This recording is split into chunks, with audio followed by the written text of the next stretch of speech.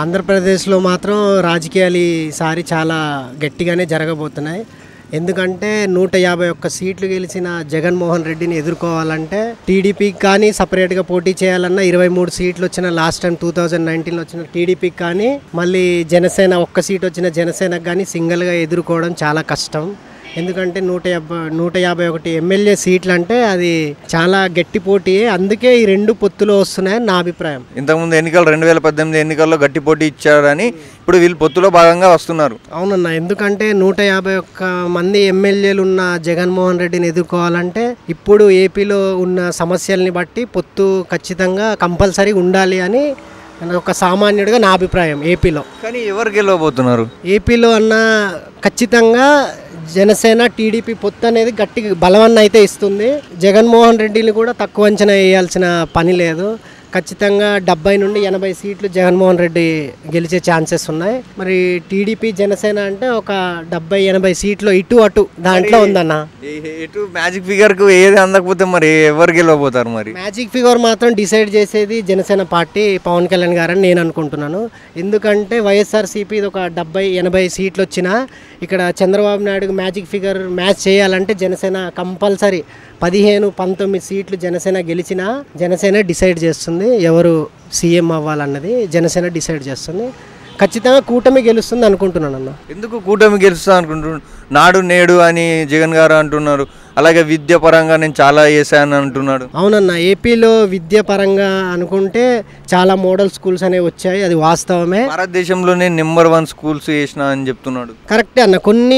కొంతవరకు మాత్రం జగన్మోహన్ రెడ్డి చేసింది ఏపీలో స్కూల్స్ డెవలప్మెంటు, హెల్త్కి సంబంధించి ఆరోగ్యశ్రీలు, హాస్పిటల్కి సంబంధించి ఆ రెండింటికి సంబంధించి బాగానే చేస్తున్నాడు. కానీ మిగతా విషయాలకు వస్తే ఐటీకి సంబంధించి జీరో, కార్మికులకి సంబంధించి జీరో, మద్యపానానికి సంబంధించి తెచ్చాడు, ఇసుక మాఫియా ఇవన్నీ టీవీలో చూడడం కాదు. అప్పుడు మేనిఫెస్టోలో తగ్గించుకుంటూ వస్తున్నా అన్నాడు. వైన్స్ తగ్గి ఇవ్వలేడా? నా మద్యపానానికి సంబంధించి చెప్పాలి అంటే 2018లో చంద్రబాబు నాయుడు సైన్ పెడితేనే మద్యపానాలు కొత్తవి అనేది అమల్లోకి వచ్చాయి. అది జగన్మోహన్ రెడ్డి వచ్చాక తనకు నచ్చిన విధానంగా పాలసీలని మార్చుకొని బిల్లుల్ని పెట్టుకొని సెంట్రల్ గవర్నమెంట్కి వేరే దేశాలకి మన రాష్ట్రం ట్యాక్స్ ఎందుకు వెళ్ళాలని సొంతంగా మద్యం అనేది పెట్టుకున్నాడు.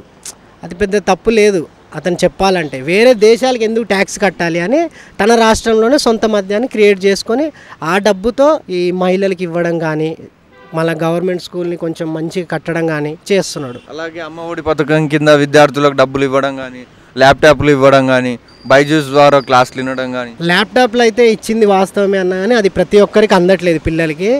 ఇంకొకటి అమ్మఒడి కార్యకర్తలకి అందిందా? కార్యకర్తలకు చాలా పబ్లిక్ అందిందన్న. 50-30% పబ్లిక్ అందింది. ఇంకొకటి ఏంటంటే ఈ అమ్మఒడి ఇవన్నీ ఏంటంటే మన మద్యపాన నిషేధం చెయ్యకుండా అది రాంగ్ ట్రాక్లోకి తీసుకెళ్ళడానికే, మహిళల్ని ఓటర్లుగా మార్చుకోవడానికే ఈ అమ్మఒడి లాంటిది పెట్టాడని ఒక పబ్లిక్గా నా ఒపీనియన్. జగన్ గారు ఏమేం చేయకపోవడం వల్ల ఓడిపోతారని అనుకుంటున్నారు? మెయిన్ ఏపీలో రోడ్లు అన్న, రోడ్లు, ఇంకొకటి ఐటీ, యూత్కి ఉపాధి ఇవ్వలేదు. ఐటీ ఏది డెవలప్ అవ్వలేదు, ఇంకోటి రోడ్లు కరెక్ట్గా లేదు. దానివల్ల మెయిన్ అవి రెండు. ఇప్పుడు జగన్ గారు ఏమంటున్నారంటే మన విశాఖ సభలో ఇప్పుడు నేను గెలవబోతున్నా, ఇక్కడనే ప్రమాణ స్వీకారం చేస్తా, పరిపాలన రాజధాని అక్కడనే విశాఖపట్నంలో చేస్తా, విశాఖపట్నంలో ఒక రాజధాని లెక్క ఒక మహానగరం లెక్క కావడానికి అన్ని సౌకర్యాలు ఉన్నాయి, హైదరాబాద్ కంటే రెట్టింపు డెవలప్ చేస్తా అని అంటున్నాడు. అవునన్న, జగన్మోహన్ రెడ్డిని మనం అసలు తక్కువ అంచనా వేయాల్సిన పనే లేదు. ఎందుకంటే తను అన్నీ అనుభవించి అన్నీ చూసి క్రిమినల్ బ్రెయిన్ నుండి 18 నెలలు జైల్లో ఉండి వచ్చి 151 మంది ఎమ్మెల్యేలు గెలిచాడు అంటే అదొక్క ఓన్లీ ఒక కులాన్ని నమ్ముకొని కాదు. మన ఎస్సీ ఎస్టీ అనేది స్ట్రాంగ్ ఉంది. మన రెడ్డి సామాజిక వర్గానికి వస్తే 99% జగన్ సైడే ఉంది. ఏపీలో ఏంటంటే కులాల ప్రస్తావన ఎక్కువ ఉంటుంది కాబట్టి వాటి దృష్టి చూసుకున్న ఎస్టీ ఎస్సీ రెడ్డి సామాజిక వర్గం ఈ మూడు. ఈ మధ్యలో ఇప్పుడు కాపు అది రెడ్డి కమ్మ కాకుండా కాపులు కూడా మేము కూడా ముందడికి వస్తాం, మేము కూడా సీఎం అవుతాం, మేము కూడా డిసైడ్ ఓట్లు చేస్తామని వాళ్ళు కూడా అంటున్నారు కదా అన్న. నేను కాపు వాళ్ళకి బీసీ వాళ్ళకి చెప్పేది ఒకటే, ముందు జనసేన 24 పోటీ చేసింది కదా స్థానాల్లో, ఆ 24 గెలిపిస్తే అప్పుడు కాపులు అన్నట్టు మాలో కాపు సీఎం కావాలి అనుకున్న ప్రతి ఒక్క కాపు నాయకుడు జనసేన ప్రతి సీట్ని గెలిపించండి, తర్వాత మాట్లాడండి అంట. అంటే కాపు వాళ్ళకి ముందు చెప్తున్నారు అంటున్నారు ఉన్న 24 సీట్లు ఉన్న 24 గెలిపించండి కాపు సామాజిక వర్గం. ఎందుకంటే మిమ్మల్ని నమ్మి ఒక నాయకుడు ప్రాణాన్ని పణంగా పెట్టి దిగాడు కాపు సామాజిక వర్గం నుండి.